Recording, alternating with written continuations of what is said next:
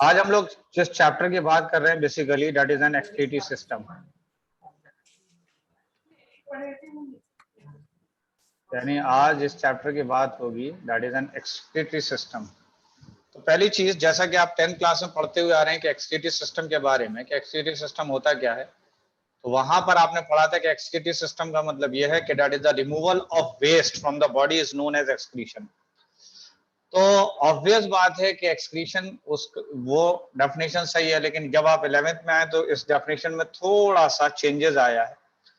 तो थोड़ा सा चेंजेस सिर्फ इतनी सी बात है एक्सक्रीशन के अंदर कि जब आप खाना पीना खाते हैं और आपकी बॉडी को नाइट्रोजन मिलता है, यानी हो सकता है प्रोटीन की शक्ल में नाइट्रोजन मिल रहा है, हो सकता है न्यूक्लिक एसिड की शक्ल में नाइट्रोजन मिल रहा है, या किसी और वजह से नाइट्रोजन मिल रहा है, तो नाइट्रोजनस वेस्ट जो होते हैं ये हाईली टॉक्सिक वेस्ट होते हैं, और हाईली टॉक्सिक वेस्ट को बॉडी से जल्दी से रिमूव करना ये बहुत ज्यादा जरूरी है। तो हाईली टॉक्सिक नाइट्रोजनस वेस्ट के रिमूवल को हम कहते हैं एक्सक्रीशन। क्या कहलाता है? एक्सक्रीशन। तो एक्सक्रीशन किसको कहेंगे? तो हाँ जी, एक्सक्रीशन के लिए आपने क्या बताया? That is a removal of highly toxic nitrogenous removal of highly toxic nitrogenous waste from the body in liquid form। यानी लिक्विड फॉर्म का मतलब क्या हुआ? That is a urine. क्या ये बात समझ में आ रही है कि एक्सक्रीशन हम किसको कह रहे हैं? That is the removal of highly toxic nitrogenous waste from the body in liquid form. और लिक्विड फॉर्म का मतलब क्या हुआ? That is a urine. क्या यहाँ तक बात समझ में आ रही है, नहीं आ रही है? यस सर, आ रही है समझ में। ओके, तो फिर मैंने कहा कि यूरिन के अंदर क्या क्या चीजें मौजूद होंगी। तो मैंने कहा कि urine contain urea, uric acid, urea है, यूरिक एसिड है, इसी तरह अमोनिया है, एक्सेस सॉल्ट्स हैं, आयंस हैं, ये सारी चीजें प्रेजेंट होती हैं यूरिन के अंदर। बात यहां तक समझ में आ रही है? यस क्या नहीं आ रही है? तो हाँ सर, आ रही है। अब सवाल बात आता है कि आखिर एक्सक्रीटरी सिस्टम कहते हैं किसको कह रहे हैं? तो मैंने कहा कि all those organs present in the body used for removal of nitrogenous waste। क्या मतलब हुआ इस बात का, जरा बताइए जल्दी से। जितने भी ऑर्गन बॉडी में प्रेजेंट होते हैं जो नाइट्रोजनस वेस्ट को वेस्ट के रिमूव करने में रिमूवल में हेल्प इन्वॉल्व हो रहे हैं, दैट फॉर्म्स द हाँ एक्सक्रीटरी सर। सिस्टम। क्या ये बात समझ में आई या नहीं आई? हाँ सर, आई। ओके, कभी कभी एक्सक्रीशन किसको कह रहे थे, जरा बताइए। Removal of highly toxic nitrogenous waste from the body in liquid form. Urine की शक्ल में। क्लियर है? Yes sir. कभी हाँ कभी सर। हमें कंफ्यूजन हो जाता है डिफिकेशन और एक्सक्रीशन में। तो what is defecation?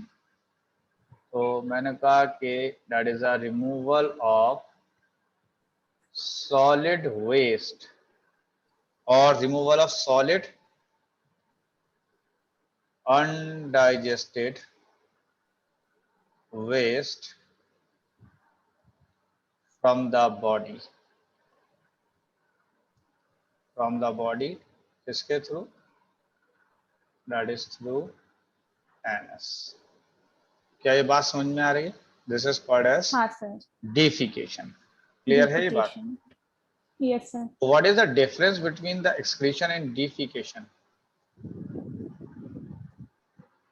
Excretion is a removal of nitrogenous waste in liquid form, and Okay. defecation is the removal of undigested waste in the solid form. Okay, तो ये main differences है।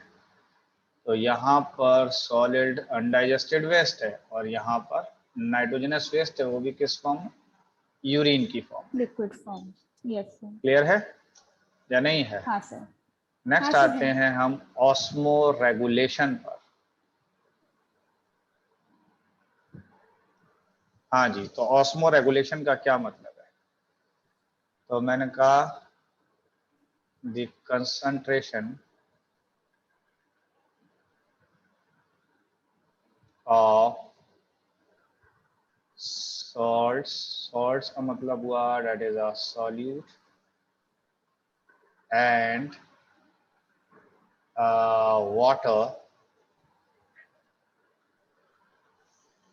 Water का मतलब हो गया that is a solvent. concentration of salt and water to be maintained। हाँ जी, क्या मतलब हुआ इस बात का? हाँ जी, मेंटेन करने का, यानी वो तरीका, वो प्रोसेस जिसके बिना पर सॉल्ट्स और वाटर जो है, वाटर का कंसंट्रेशन जो है वो मेंटेन्ड है, that process is known as osmoregulation. Osmoregulation. The process is called osmoregulation. यहां तक क्लियर हुई बात या नहीं हुई है? हाँ सर, हो गई। ओके, नेक्स्ट आइए, दैट इज अ होम्योस्टैसिस। क्या मतलब होता है होम्योस्टैसिस का? हाँ जी, कभी नाम सुना है? नहीं सर। अच्छा, नहीं सुना है। ये क्या लिखा है?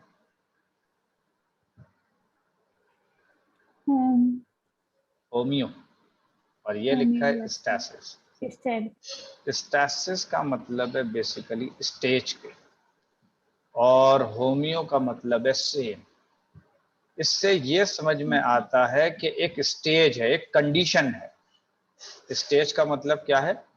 दैट इज कंडीशन है, और वो कंडीशन सेम है, वो बदल नहीं रही है, तो that tendency is known as homeostasis. अब देखिए मतलब क्या होता है इसका, देखिए। तो मैंने कहा कि it is the tendency of the body by which it is the tendency of the body by which the internal environment should be constant, should be constant। क्या मतलब हुआ इस बात का? हाँ जी, ये सर बॉडी की टेंडेंसी होती है जिससे कि हमारा जो अंदर का एनवायरनमेंट है वो कांस्टेंट रहे, मतलब कांस्टेंट बदले ना। रहे। क्लियर है? हाँ जैसे सर। कि अगर एग्जाम्पल की बात की जाए, तो मैंने कहा कि हार्ट बीट कांस्टेंट है या नहीं है? हाँ सर है। Breathing rate yes sir. Constant है या नहीं? हाँ क्लियर सर। है? इसी हाँ तरीके सर। से water and salt concentration constant है या नहीं? Yes sir. ये जो टेंडेंसी है जिसके बिना पर बॉडी अपने इंटरनल एनवायरनमेंट को कांस्टेंट रख रही है, इस टेंडेंसी को आप क्या कह देते हैं? Homeostasis. Homeostasis. Homeo, it is not a homeo, it's a homeostasis. Homeostasis. क्या कहलाएगा? Homeostasis. होम्योस्टैसिस। बात यहां तक समझ में बात आ रही है या नहीं आ रही है? तो हाँ इसका सर आ मतलब रही आप क्या है, उसकी ये भी कह सकते हैं that is a constant internal environment. यानी इंटरनल एनवायरनमेंट कैसा होगा? कांस्टेंट। That is constant. यहां तक क्लियर है बात? Yes sir. ओके, आगे बढ़ जाते हैं। यहाँ तक क्लियर हुआ तो नेक्स्ट आइए, that is a osmo conformer.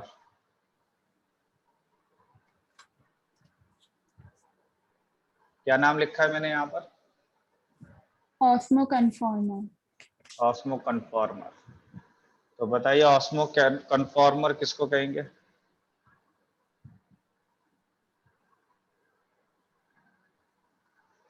देखिए मैंने कहा कि दीज आर दोज एनिमल्स, तो मैंने कहा कि these are those animals which can change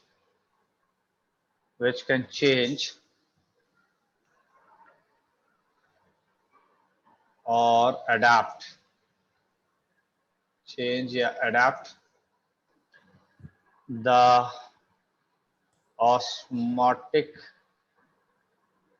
pressure of body fluid, pressure of body fluid, ठीक है, according to their environment।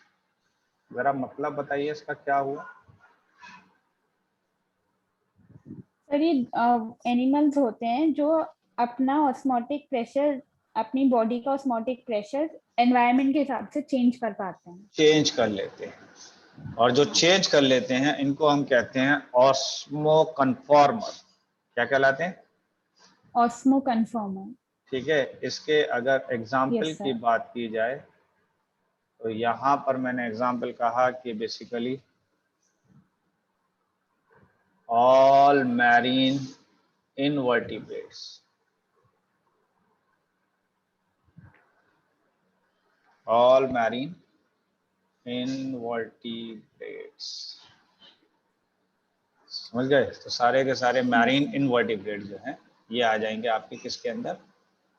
Osmo conformer. Osmo conformer. क्या यहाँ तक बात समझ में आ रही है या नहीं आ रही? हाँ तो सर। एक बात बताइए, ऑस्मो कन्फॉर्मर आपको कुछ समझ आया या नहीं आया, ईमानदारी से बताइए। हाँ सर आया। अच्छा चलिए, एक बात बताइए, ये बताइए कि आपकी बॉडी का टेम्परेचर कितना है? हाँ जी 98.6 नॉर्मल होता है। अच्छा हाँ, तो मैं नॉर्मली पूछ रहा हूँ।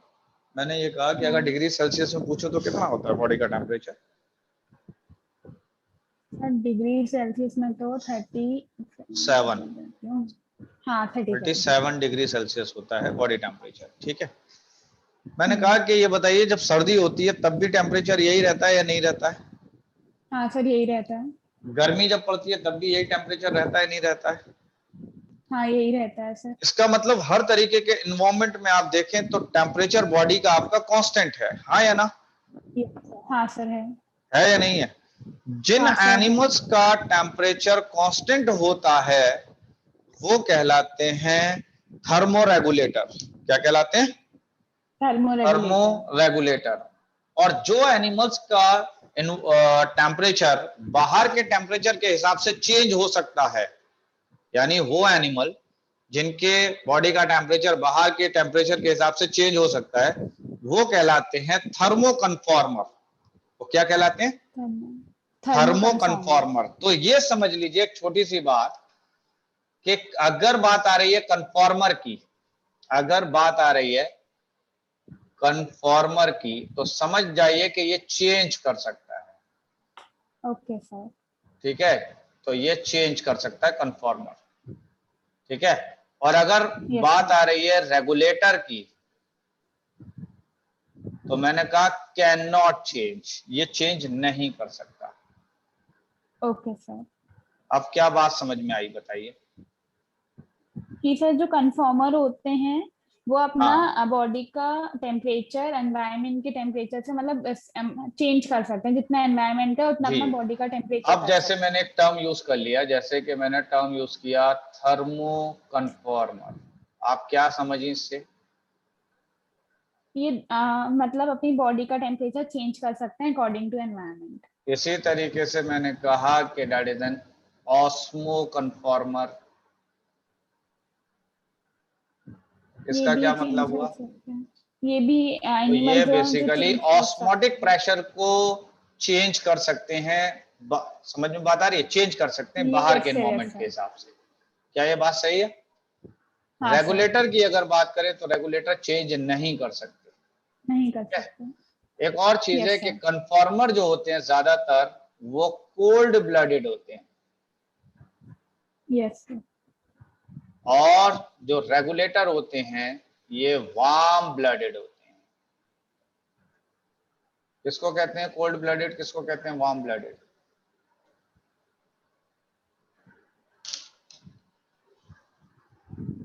बताइए, किसको कहेंगे कोल्ड ब्लडेड, किसको कहेंगे वार्म ब्लडेड? कुछ आइडिया है? कोल्ड ब्लडेड वो एनिमल्स होते हैं जो अपनी बॉडी के टेम्परेचर को चेंज कर सकते हैं। समझ रहे हैं? Yes sir. हाँ सर। कोल्ड ब्लडेड का मतलब है कि ये चेंज देयर बॉडी टेम्परेचर, ये अपने बॉडी के टेम्परेचर को चेंज कर सकते हैं। कौन कौन चेंज कर सकता है? Cold blooded. Cold blooded. Cold blooded के अगर एग्जाम्पल की बात की जाए तो कोल्ड ब्लडेड के एग्जाम्पल में आ जाएंगी मछलियां, एम्फीबियंस, रेप्टाइल्स। ये जो फार हम पढ़ते हैं, that is a far, yes sir. Bombay Mumbai, तो इसका मतलब फार वाले जितने भी हैं ये सब कोल्ड ब्लडेड है। और वार्म ओके। ब्लडेड में मैंने कहा कि can not, that is warm blooded में मैंने कहा कि can not change their body temperature, ये बॉडी टेम्परेचर को चेंज नहीं कर सकते। इसमें एग्जाम्पल में आ जाएंगी बर्ड्स, ठीक है, मैमल्स, हम लोग मैमल्स में हैं। Yes sir. यहां तक क्लियर है बात या नहीं? हाँ हाँ हाँ सर। तो कन्फॉर्मर समझ में आया, रेगुलेटर समझ में आया, नहीं आया? हाँ सर, आगे समझ में। ओके, अगर आ गया है तो आगे बढ़ते हैं हम लोग। अब हम लोग बात करते हैं बेसिकली ऑस्मो रेगुलेटर की। बताइए यहाँ पे क्या लिखा हुआ है? That is a regulator. और रेगुलेटर जैसे रेगुलेटर लिखा है इसका क्या मतलब समझ में आया? Does not change. ओके, तो इसका मतलब हुआ कि these animals cannot change their osmotic pressure, cannot change their osmotic pressure, cannot change their osmotic pressure, but make it constant।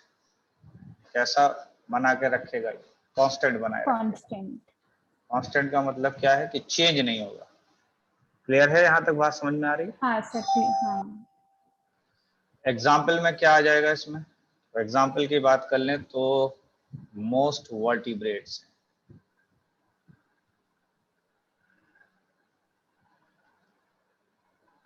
Vertebrates, और इसके अंदर अगर वर्टिब्रेट्स में अगर देखा जाए तो ऑस्मो रेगुलेटर, अगर हाँ ऑस्मो रेगुलेटर में मोस्ट वर्टिब्रेट्स हैं। और एक और चीज है कि एक्सेप्शन है बेसिकली हैगफिश। हैगफिश अपना इन्वायरमेंट ऑस्मोटिक कंसंट्रेशन को चेंज मेंटेन नहीं कर पाती, वो चेंज कर लेती है। तो इसीलिए एक्सेप्ट हैगफिश मैंने लिखा है। तो हैगफिश जो है वो एक्सेप्शन है, जो कि ऑस्मो कन्फॉर्मर है। हैगफिश कैसी है? Osmo conform. Osmo conformer. इसका क्या मतलब हुआ? ऑस्मो कन्फॉर्मर है ये। वो अपना बॉडी टेम्परेचर चेंज कर पाती है अरे भैया, अकॉर्डिंग टू द टेम्परेचर की बात एनवायरनमेंट। कहाँ से आ गई? यहाँ ऑस्मो रेगुलेटर की बात हो रही है। नहीं सर, हैगफिश हैगफिश बॉडी के टेम्परेचर ऑस्मोटिक से क्या प्रेशर मतलब है? चेंज। नहीं सर, ऑस्मोटिक ऑस्मोटिक प्रेशर से प्रेशर। मतलब है, ऑस्मोटिक प्रेशर चेंज हाँ, कर लेती है, टेम्परेचर से मतलब नहीं। According to the environment. Yes sir. ठीक है, नेक्स्ट आइए। तो मैंने कहा कि animals can be classified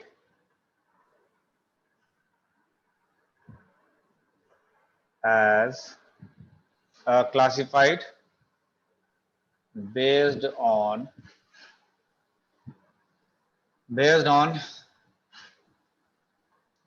excretory material,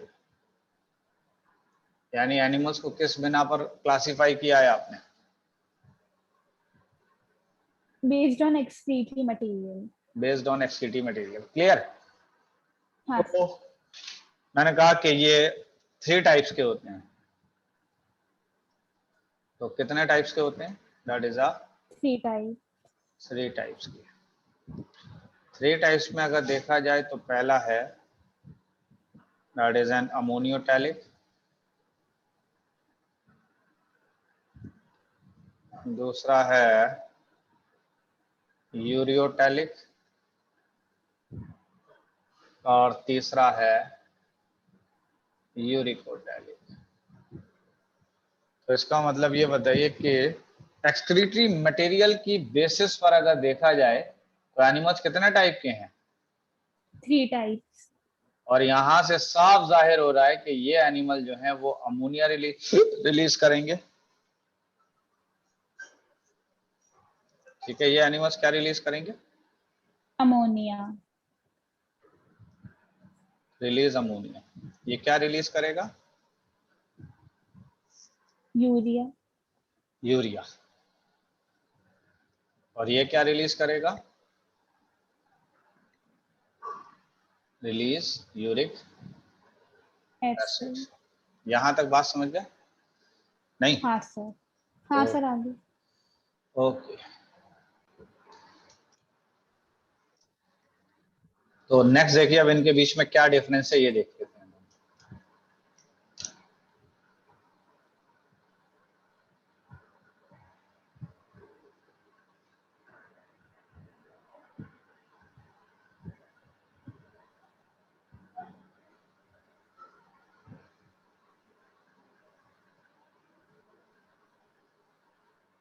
तो पहला मैंने कह दिया कि दिस इज द कैरेक्टर्स, दूसरा मैंने कह दिया कि दिस इज द अमोनियोटैलिक,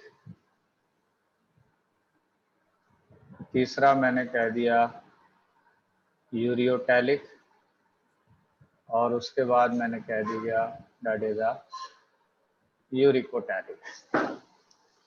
यहां तक क्लियर? Yes sir. पहला कैरेक्टर की अगर बात की जाए तो एक्सक्रीटरी मटेरियल की बात कर लेते हैं।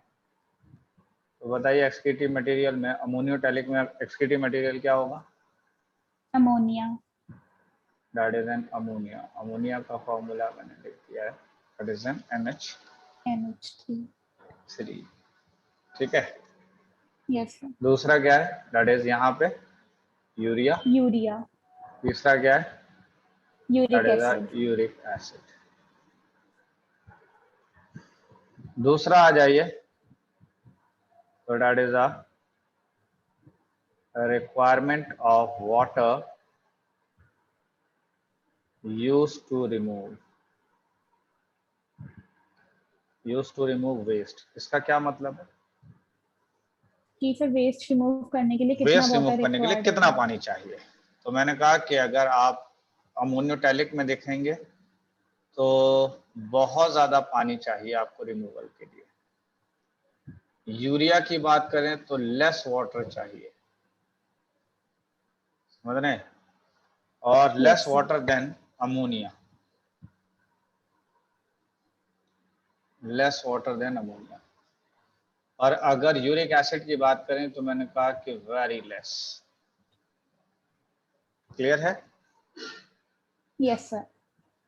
नेक्स्ट आ जाइए, दैट इज अ मैकेनिज्म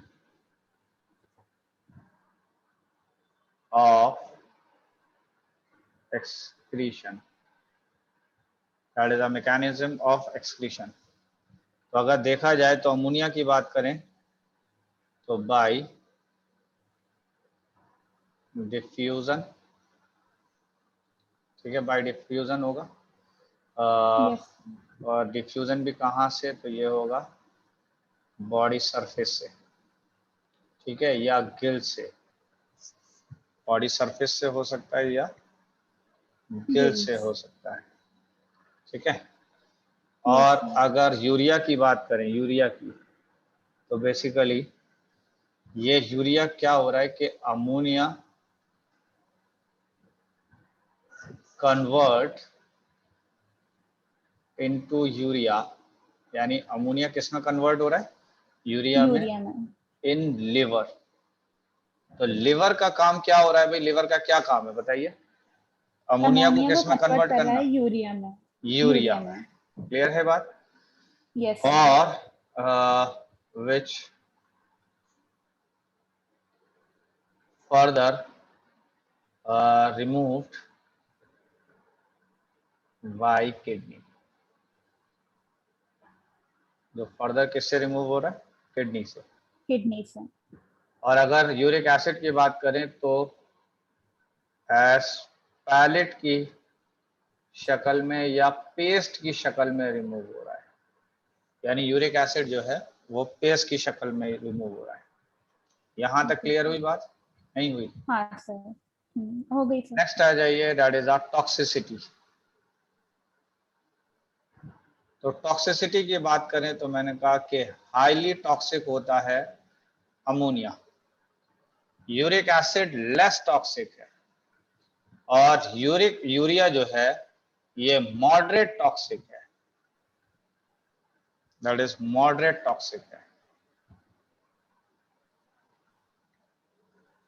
तो टॉक्सिसिटी की अगर बात की जाए तो अमोनिया कैसा है, हाईली टॉक्सिक देख लीजिए, जो हाईली टॉक्सिक है उसके रिमूवल के लिए बहुत ज्यादा पानी चाहिए, जो यस मॉडरेटली टॉक्सिक है उसके लिए मॉडरेट अमाउंट ऑफ वाटर चाहिए रिमूवल के लिए, समझ रहे हैं, yes moderate amount of water. हाँ सर और जो लेस टॉक्सिक है उसके लिए उसको लेस वेरी पानी लेस चाहिए रिमूवल के लिए। क्या यस यहां तक क्लियर हुई बात? हाँ सर हुई नेक्स्ट आइए, that is a fifth number पर, तो दैट इज एग्जाम्पल्स की बात कर लेते हैं। इसका मतलब हुआ कि अब हमें यह देखना है कि अमोनियोटैलिक कौन से हैं। तो बेसिकली ऐसे एनिमल जिनके पास सबसे ज्यादा पानी है वो रिलीज करेंगे अमोनिया को। तो जैसे कि बोनी फिशेस की बात कर लें, इसकी बात कर लें हम, बोनी फिशेस की, बोनी फिशेस और एक्वेटिक इंसेक्ट्स,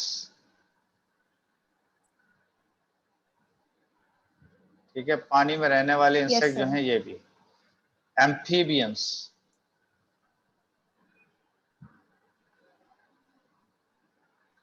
इन वाटर, जब एम्फीबियंस पानी में होंगे तब ये रिलीज करेंगे। क्लियर है? हाँ सर अब दूसरा क्या है, दूसरा वेस क्या है, यूरिया कैसा टॉक्सिक है, लेस या बहुत ज्यादा, मॉडरेट मतलब कम मॉडरेट है। तो इसका मतलब यहां पर हमारा नंबर आ गया। तो यानी ह्यूमंस जो हैं वो कैसे हैं, दैट इज अ यूरियोटैलिक, ठीक यूरिया है। इसी यस तरीके सर से शार्क का नाम सुना है, या कार्टिलेजियस हाँ फिश सर की बात करें, that is a cartilaginous fish की। तो कार्टिलेजियस फिश जो होती हैं ये यूरियोटैलिक होती हैं, बात समझ में आ रही है। और हाँ सर कार्टिलेजियस फिश का मतलब हुआ that is a marine fish,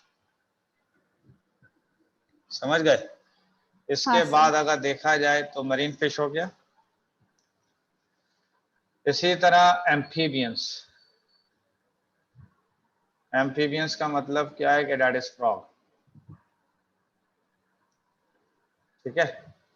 yes sir अब आ जाइए यूरिक एसिड पर। यूरिक यूरिक एसिड की एसिड अगर बात करें तो यूरिक एसिड, आपने कभी बर्ड्स का वेस्ट देखा है, बर्ड्स का वेस्ट, अगर बर्ड्स का वेस्ट को हम कहते हैं ग्वानो, यानी बर्ड्स के वेस्ट को क्या कहते हैं, दैट इज ग्वानो। और उसमें अगर देखा हो तो व्हाइट कलर का पेस्ट नजर आता है, व्हाइट कलर का, और जो व्हाइट यस कलर का सर पेस्ट है that is known as the uric acid, वही यूरिक एसिड होता है। तो बर्ड्स हो गया, इंसेक्ट्स हो गए, ठीक है, मैनी यस सर रेप्टाइल्स हो गए।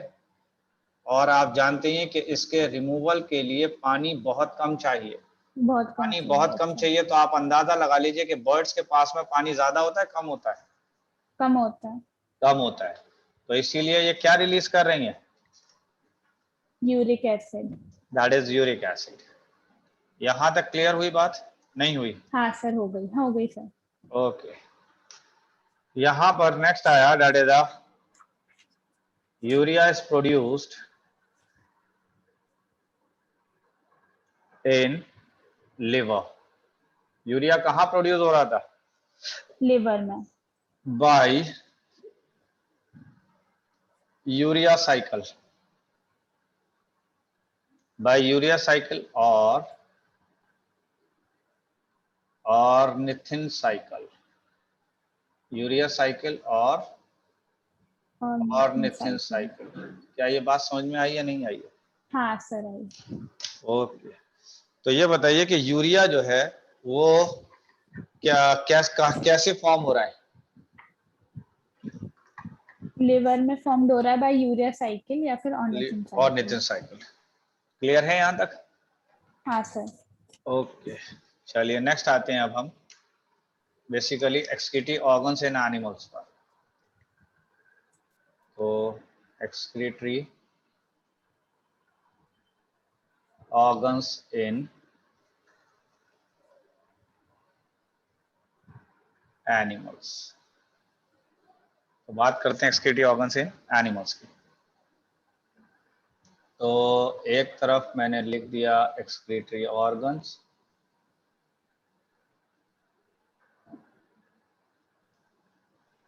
और एक तरफ मैंने लिख दिया बेसिकली एनिमल्स।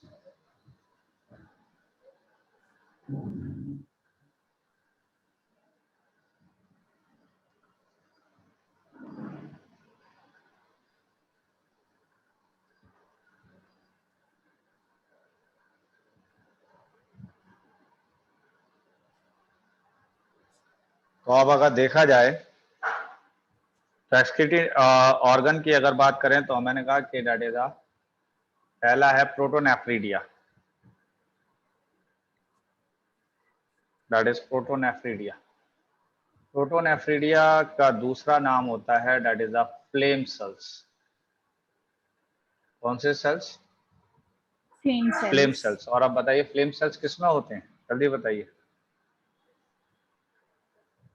हाँ जी, तो फ्लेम सेल्स जो होते हैं ये होते हैं प्लेटीहेल्मिन्थ में या फ्लैटवर्म में। किसमें होते हैं? दैट इज फ्लैटवर्म्स प्लेटफॉर्म्स में। या प्लेटीहेल्मिन्थ्स में। प्लेटफॉर्म का ही दूसरा नाम क्या है? प्लेटीहेल्मिन्थ। प्लेटीहेल्मिन्थ्स। क्लियर है? हाँ सर। दूसरे की बात कर लेते हैं। दूसरा है that is nephridia, that is nephridia. बताइए नेफ्रीडिया किसमें होते हैं? हाँ जी, तो ये होते हैं एनालिडा में। एनालिडा में भी मेनली अर्थवर्म में आपको मिलेगा।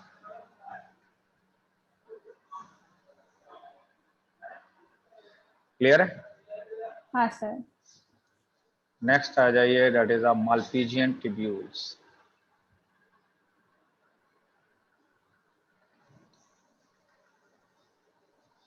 That is Malpighian tubules. Malpighian tubules आपको मिलेगा ऑर्थोपोडा में। मालपीजियन ट्यूब्यूल्स आपको मिलेगा ऑर्थोपोडा में। ऑर्थोपोडा में भी बेसिकली इंसेक्ट्स के अंदर मिलेगा। समझ गए? हाँ इंसेक्ट्स में। सर। नेक्स्ट आ जाइए, तो that is renette sales.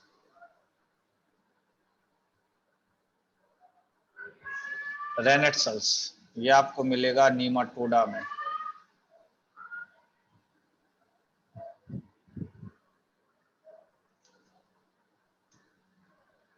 That is रीमाटोडा में। फिर आ जाइए, तो दैट इज ग्रीन ग्लैंड और एंटीनन ग्लैंड।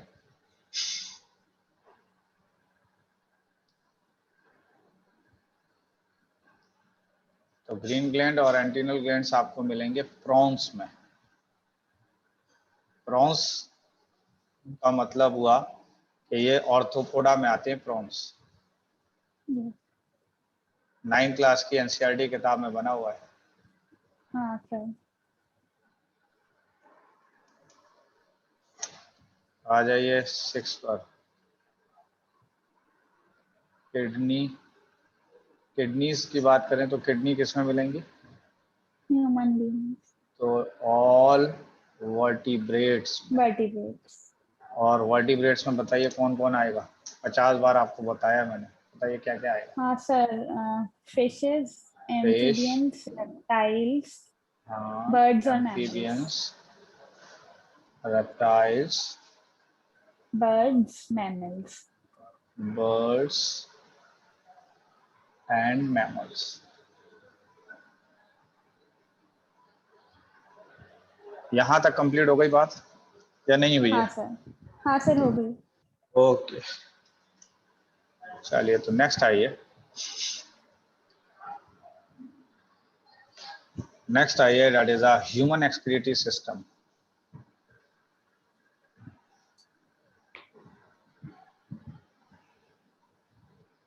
ह्यूमन एक्सक्रीटरी सिस्टम की बात कर लेते हैं।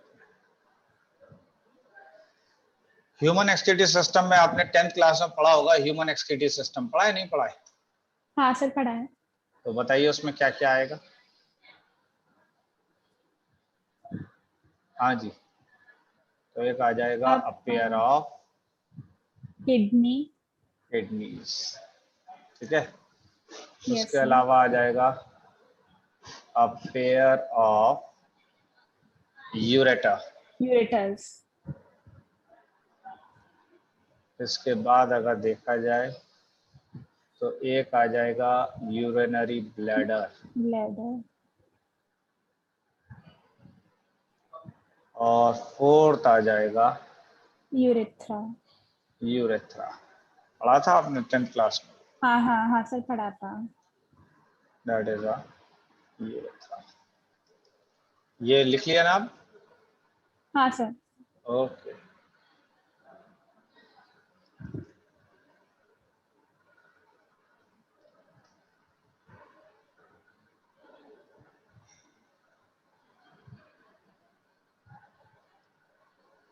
तो आइए ये देख लीजिए इस डायग्राम को। This is the human x urinary system या एक्सक्रीटरी सिस्टम कह रहे हैं। ह्यूमन एक्सक्रीटरी या यूरिनरी सिस्टम है ये। क्लियर है? और ये यस सर। बेसिकली किडनी है, ठीक है। इसकी बात करें तो ये किडनी है, जो कि बेसिकली कटिंग दिखाई गई है किडनी। तो अब सबसे पहले हम लोग दिखाते हैं यहाँ,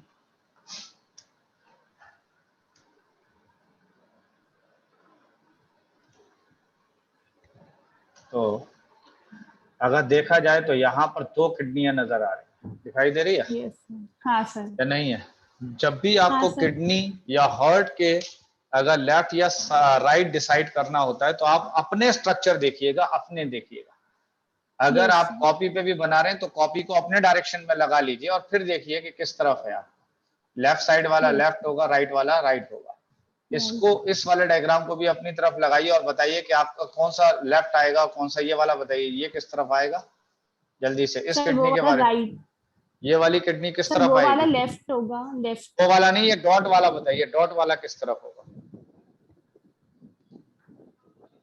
सर ये आपको वाला तो याद है लेफ्ट हार्ट होगा। का कुछ याद है? हार्ट जब आपने बनाया था ऐसे हाँ करके, सर, ये वाला हाँ सर, याद है। ये वाला वो साइड कौन वाला सी होगी? Left, left atrium. ये वाला लेफ्ट एट्रियम था। अरे भाई सीधी सी यस बात है, सर। इस हार्ट के पीछे खड़ी हो जाओ तुम, इस हार्ट के जस्ट पीछे खड़ी हो जाओ, तो तुम्हारा ये वाला यस कौन सर। सा हाथ होगा? ये वाला। लेफ्ट। और ये वाला कौन सा हाथ होगा? राइट। इस डायग्राम के जस्ट पीछे खड़ी हो जाओ, इस डायग्राम के पीछे। Yes sir. बताओ, इस डायग्राम के पीछे खड़ी हो जाओगी तो ये वाला पार्ट, ये वाली जो किडनी है, ये किस तरफ आएगी तुम्हारे? लेफ्ट की तरफ, इसके पीछे, तो ये लेफ्ट किडनी हो जाएगी। तो ये कौन सी किडनी होगी? तो this is the left kidney. Left kidney होगी। क्लियर है यहां तक बात? नहीं है? हाँ सर, हाँ सर है। तो ये लेफ्ट किडनी हो गई। और ये वाली किडनी कौन सी है? राइट। तो this is the right kidney. Clear है? हाँ अब सर। अगर देखा जाए तो लेफ्ट किडनी स्लाइटली ऊपर की तरफ है।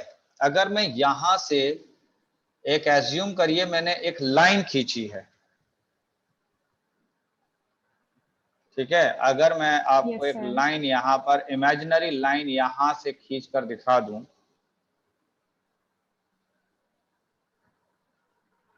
कि अगर मैं यहां से एक लाइन खींच के दिखा दूं ये वाली इस तरीके से, तो आप यहां पर देख पा रहे हैं कि ये किडनी इतनी दूरी पर है, ये किडनी इतनी दूरी पर है, और ये किडनी जो है ये इतनी दूरी पर है। तो क्या दोनों किडनी का लोकेशन बराबर है या दूर और पास है? नहीं सर, बराबर तो नहीं है। बराबर लेफ्ट नहीं वाली है। थोड़ी ऊपर है। लेफ्ट वाली थोड़ी सी ऊपर है। अच्छा जी, ऊपर है, और यस क्या सर। है? और ये और सर थोड़ी सी राइट। फार है, मीडियन लाइन से दूर है। हाँ और ये थोड़ी दूर थोड़ी है। सी क्लोज है मीडियन लाइन, क्लोज है। Right kidney. क्या ये बात समझ में आ यस रही है? सर। नहीं आ हाँ रही है? सर आगे समझ, हाँ सर अब आगे अगर आ गई। देखा जाए तो याद होगा यहाँ पर हार्ट है। यस भाई सर। सीधी सी बात है, किडनी के ऊपर हार्ट होता है, नीचे हार्ट होता है? ऊपर होता है सर। ऊपर हार्ट होता है। तो देख लो ऊपर से ये जो यस ब्लू सर। कलर का पाइप आ रहा है, ये कौन सा पाइप है? Inferior vena cava. Inferior vena cava कौन सा होता था, जरा सोच के बताइए जल्दी से। सर जो नीचे वाली पार्ट से ब्लड ला रहा हो हार्ट में, राइट हार्ट में एट्रियम में। लेके आ रहा है, ठीक है। अच्छा, ये हाँ रेड सर। वाला कौन सा पार्ट है, ये वाला? Renal artery. तो that is a renal artery. Renal artery जो है ये ब्लड लेके आ रही है किडनी के अंदर, समझ रहे हैं? हाँ सर। रीनल, हाँ एक और चीज है कि जहां पर भी लिखा मिल जाए रीनल तो समझ लीजिएगा कि बात हो रही है किडनी की। Yes sir. रीनल जहां लिखा मिल जाए इसका क्या मतलब है? किडनी की बात हो रही है वहाँ पे। किडनी की बात हो रही है। तो ये रीनल आर्टरी बोल रहा है, इसका क्या मतलब है? कि किडनी की आर्टरी है। अरे इसका मतलब ये है कि ये आर्टरी किडनी के अंदर ब्लड ले जा रही है। रीनल हाँ आर्टरी सर। क्या कर रही है, ब्लड को किस में ले जा रही है? किडनी के अंदर।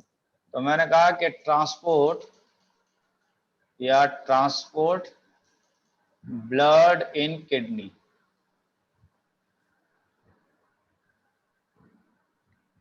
हाँ जी, तो ये ट्रांसपोर्ट कर रहा है, किसको ट्रांसपोर्ट कर रहा है?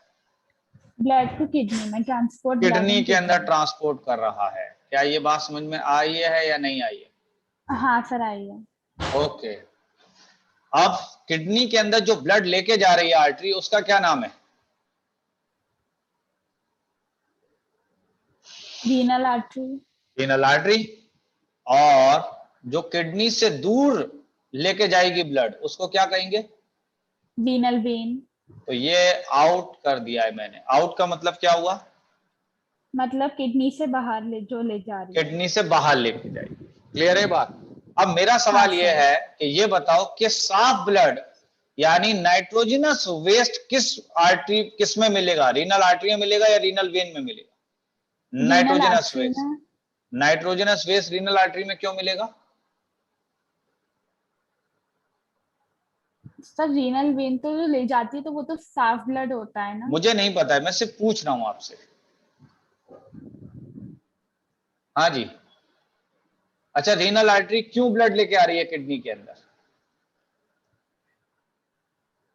देखिए सीधी सी बात यह है कि मैंने कहा देखो ये किडनी है। क्या है ये? Yes kidney. किडनी है।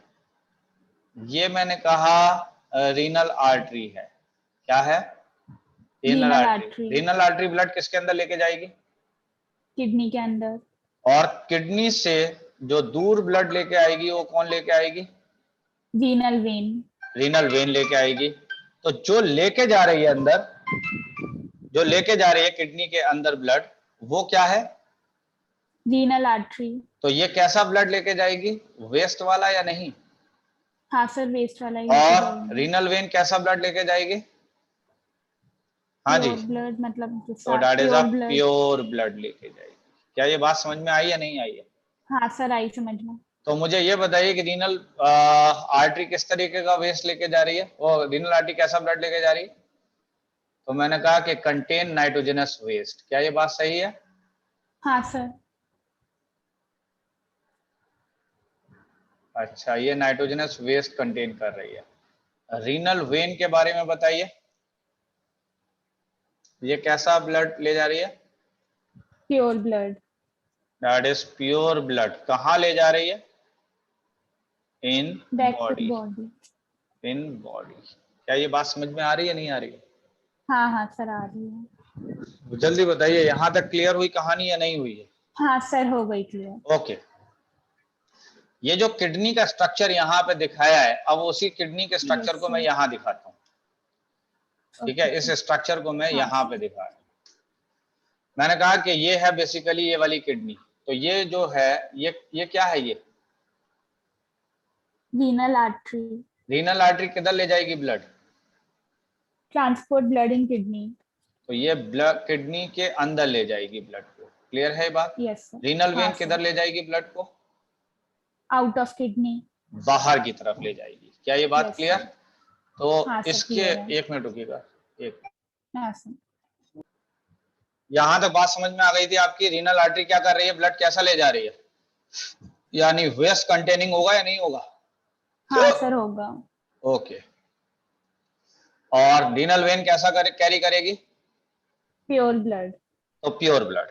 क्लियर है? हाँ इसके सर। बाद जिस जगह से ये जो पोर्शन है, जिस जगह से ये यूरेटर निकल कर आ रहा है, दिखाई दे रहा है? जिस जगह से ये हाँ यूरेटर हाँ निकल के सर। आ रहा है, देखो ये यूरेटर निकल के आ रहा है, देखो यहां से आ रहा है, ये आ रहा है हाँ सर। यूरेटर निकल के। तो जिस रीजन से हाँ ये निकल कर आ रहा है उसको हम कहते हैं पेल्विस। उसको क्या कहते हैं हम? पेल्विस। पेल्विस। पेल्विस। तो ये पेल्विस किसका पोर्शन है? ये पेल्विस, हाँ जी, किडनी का पेल्विस है या नहीं है? हाँ सर, है। और किडनी का दूसरा नाम? रीनल। तो इसीलिए नाम क्या बन गया? Renal pelvis. That is a renal pelvis. क्या ये बात क्लियर हुई या नहीं हुई? हाँ सर, हो गई। तो रीनल पेल्विस से क्या काम हो रहा है जी, बताइए जल्दी से। तो दैट इज यूरेटर रिलीज। कौन रिलीज हो रहा है? यूरेटर रिलीज हो रहा है। यूरेटर रिलीज हो रहा है। तो ये एक तरीके का रीनल पेल्विस जो है, ये एंड को कहते हैं पेल्विस, एंड को। तो ये एंड। किडनी का एंड है जिससे क्या चीज रिलीज हो रहा है? यूरेटर। That is ureter. यहां तक क्लियर है बात? नहीं है? हाँ सर। हाँ है अब सर। अगर देखा जाए तो ये किडनी के ऊपर कैप्सूल नजर आ रहा है, दिखाई दे रहा है? एक हाँ टाइट सर। सी कवरिंग है, टाइट सी कवरिंग। ये टाइट कवरिंग को आप क्या कह देते हैं? हाँ जी, रीनल टाइट कवरिंग को कैप्सूल। क्या कहेंगे आप? कैप्सूल। Renal capsule. क्लियर है ये बात या नहीं है? हाँ सर, है। इस रीनल कैप्सूल के ऊपर भी अगर आप देखेंगे तो कुछ एडिपोज टिश्यू मौजूद है। क्या मौजूद है? Adipose tissue. तो this is the adipose tissue. ठीक है, ये किडनी के ऊपर क्या मौजूद है? That is an adipose tissue. Adipose tissue. और इसके ऊपर भी अगर आप देखेंगे एडिपोज टिश्यू के ऊपर, तो एडिपोज टिश्यू के ऊपर एक इस तरीके की कवरिंग मौजूद है, ऐसी कवरिंग है। और जो कवरिंग मौजूद है, इस कवरिंग को हम कहते हैं रीनल फैसिका। Renal fascia. क्या कहलाती है ये? Renal fascia. That is a renal fascia. क्या ये बात समझ में आई या नहीं आई है? हाँ सर, आई है। क्या समझ में आया बताइए जल्दी से। कि सर किडनी पे कवरिंग होती है जिसको हम कहते हैं रीनल कैप्सूल, वो होती है टाइट कवरिंग। तो और ये, इसके हाँ, ऊपर टिश्यू लाइक स्ट्रक्चर होते हैं, एडिपोज टिश्यू। तो ये और इसके एडिपोज भी टिश्यू ऊपर एक कहते हैं किसको है हम? एडिपोज टिश्यू किसको कह रहे हैं हम? Fat tissue. फैट को। फैट टिश्यू को। तो ये फैट, फैट टिश्यू यस जो सर, है, फैट यही है टिश्यू। Basically adipose tissue. और ये किसके ओके ऊपर सर। है? एक टाइट कवरिंग रीनल कैप्सूल के ऊपर। रीनल कैप्सूल के ऊपर। तो ये फैट टिश्यू किडनी के ऊपर है या नहीं है? हाँ सर, है। तो इसका नाम रीनल एडिपोज हो जाएगा नहीं हो जाएगा? हाँ सर, हो जाएगा। क्यों रीनल का इसका नाम रीनल एडिपोज होगा, क्यों? क्योंकि सर किडनी का दूसरा नाम रीनल होता है, और रीनल का मतलब किडनी है, जहाँ पे रीनल आएगा किडनी से रिलेटेड है, इसलिए इसका जी, नाम रीनल और ये एडिपोज हो फैट किसके जाएगा। ऊपर है? किडनी के ऊपर, इसीलिए इसका नाम पड़ किडनी गया के ऊपर रीनल है। एडिपोज। क्लियर है? यस सर, और हाँ रीनल सर, क्लियर है। एडिपोज के ऊपर अगर आप देखें तो एक और कवरिंग है, ये कवरिंग है, और ये ओके सर। कवरिंग का नाम क्या है? That is a renal fascia. Renal fascia. क्या नाम है? Okay sir, renal that is fascia. A renal fascia. मेरा क्या नाम है? हाँ जी। सर फैजल। अच्छा, फैजल। नाम की स्पेलिंग जानती हैं? हाँ सर, FAISAL।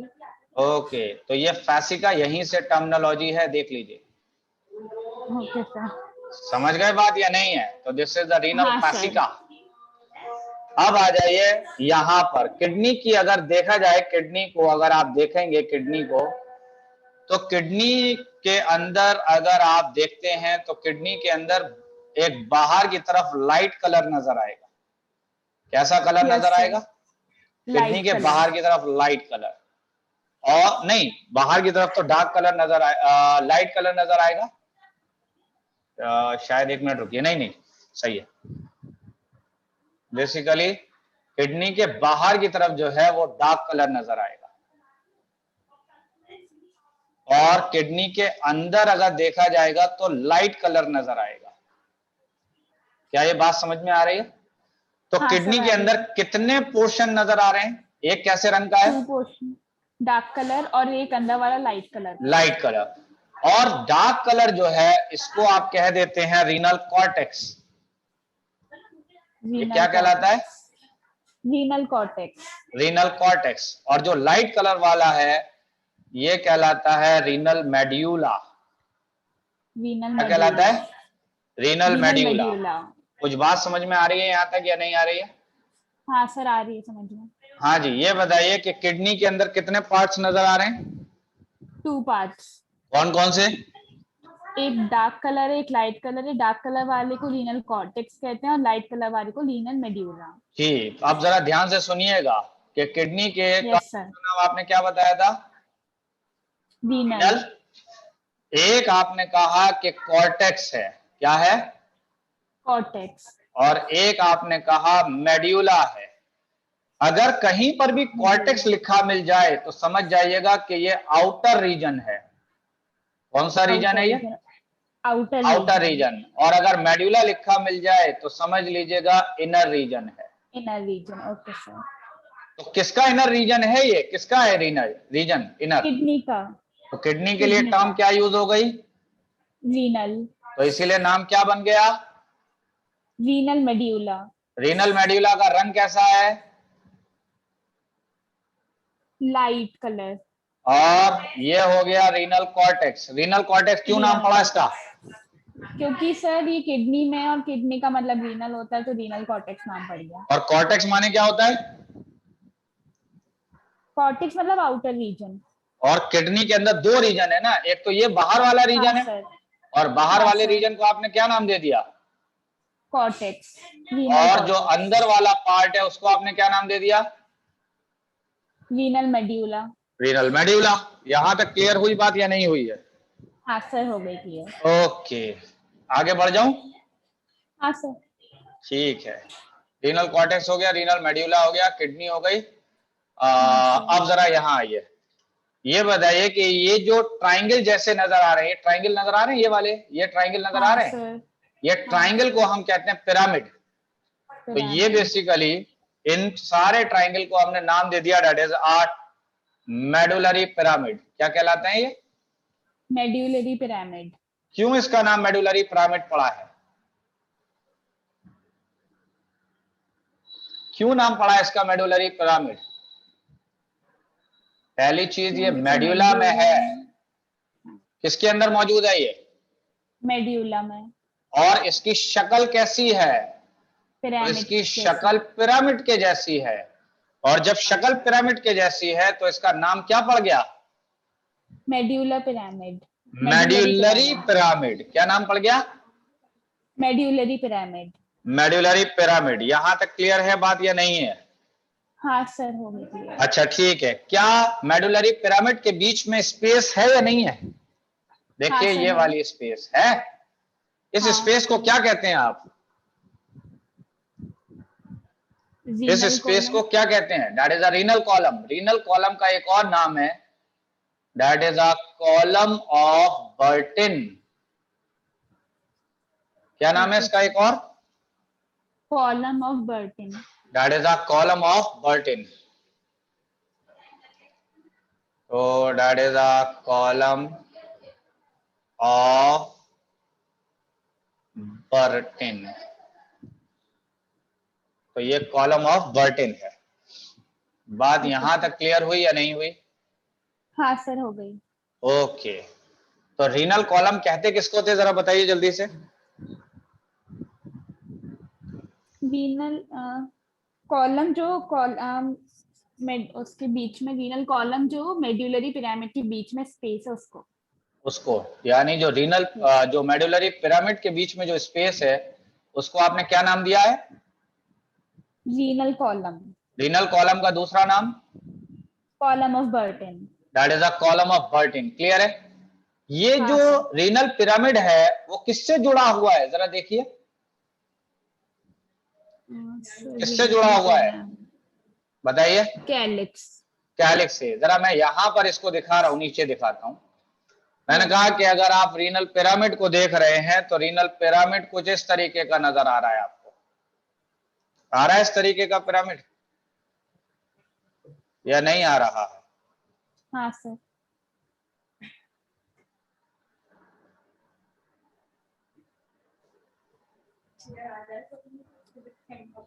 और अगर आ रहा है तो इसका मतलब ये, अगर आप देखें तो ये इस तरीके के स्ट्रक्चर से जुड़ा हुआ है। Yes sir. जुड़ा हुआ है या नहीं? हाँ सर। हाँ सर। और अगर देखा जाए तो यहां पर भी एक और ऐसे पिरामिड है। तो ये वाला स्ट्रक्चर या ये स्ट्रक्चर कहलाते हैं, क्या कहलाते थे इनको आप? हाँ जी। Renal medulla. नहीं तो रेनल मेडुला कहलाएगा ये। नहीं सर, रीनल कॉलम मतलब बीच वाला तो रीनल कॉलम होगा, और इनको जो वो क्या होगा कहते हैं, मेड्यूलरी इनको बताओ, पिरामिड। ये बताओ इनको क्या कहते हैं? Medullary pyramid. That is a medullary pyramids. That is a medullary pyramids हैं। पिरामिड, और यस। मेडुलरी पिरामिड्स के बीच में जो ये स्पेस था, ये क्या था? ये रीनल कॉलम या फिर column of Bertin. Renal column या फिर column of Bertin. Bertin. That is a column of Bertin. Clear? अब हाँ सर। ये जिससे लगा हुआ है, ये लगा हुआ है इस वाले पार्ट से, हाँ इसको सर। हम कहते हैं माइनर कैलिस। Minor Kallis. इसको हम क्या कहेंगे? Minor minor Kallis. कैलिस। ये भी माइनर कैलिस है, और अगर देखा जाए तो ये भी माइनर कैलिस है। और जब दोनों माइनर कैलिस जुड़ रहे हैं तो एक बड़े से कैलिस में जुड़ रहे हैं, नहीं जुड़ रहे हैं? हाँ बताइए। सर। तो इसको हाँ आपने सर। नाम दे दिया, this is called as major calyx. Major तो मेजर इसको क्या नाम दे दिया? Major major calyx. कैलिस। कुछ बात क्लियर हो रही है, नहीं हो रही है? हाँ सर, हो रही है। तो माइनर कैलिस हुआ, मेजर कैलिस हुआ, और ये दोनों के दोनों, इन दोनों की अगर बात की जाए तो एक ये वाला हो गया, एक ये वाला। माइनर कैलिस छोटा वाला कैलिस है, और मेजर कैलिस बड़ा वाला कैलिस है। तो माइनर माने होता है स्मॉल के, स्मॉल। मेजर माने होता है बिगर के। और ये दोनों के यस सर। दोनों कैलिक्स हैं। ये दोनों के दोनों क्या हैं? कैलिक्स। कैलिक्स। देख लीजिए जरा यहां पर, वापस आइए। तो जरा ये बताइए कि ये जो जो एरो किया हुआ है इस वक्त, वो किससे एरो कनेक्टेड है, जल्दी बताइए। सर, कौन सा ये वाला? कैलिस का कैलिस। एरो किससे कनेक्टेड है, माइनर से या मेजर से? सर, ये वाला देखो, इससे कनेक्टेड है। देखो देखो, ये वाले से, इससे कनेक्टेड है। इससे हाँ सर। कनेक्टेड है या नहीं है? इससे कनेक्टेड हाँ है या सर, नहीं है। है? तो ये है हाँ माइनर सर। कैलिस। माइनर क्या है ये? Kallis. Minor Kallis. That is a minor Kallis है ये। और अगर देखा जाए तो ये फिर बड़े वाले स्ट्रक्चर में खुला है या नहीं खुला है? हाँ सर, खुल गया। तो बड़े इसको वाले आप कह structure देते में। हैं मेजर मेजर कैलिक्स। कैलिक्स। क्या कहता है ये, क्या कहलाता है? Major calyx. Major calyx. क्या ये बात समझ में आ रही है, नहीं आ रही है?